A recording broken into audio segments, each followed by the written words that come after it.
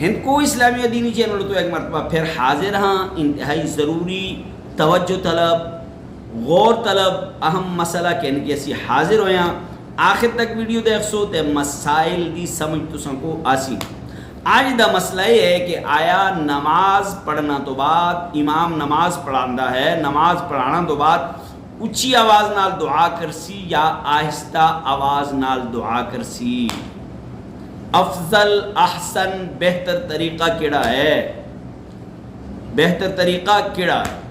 اچھی طرح یاد رکھو قرآن پاک دے اندر احادیث مبارکہ دے اندر ہے کہ اپنے رب کو تسی خاموشی نال اور اپنے رب کو جڑے نا خفیہ طریقے نال پکارو، تسی دعا جڑی ہے نا خفیہ طریقے نال کرو۔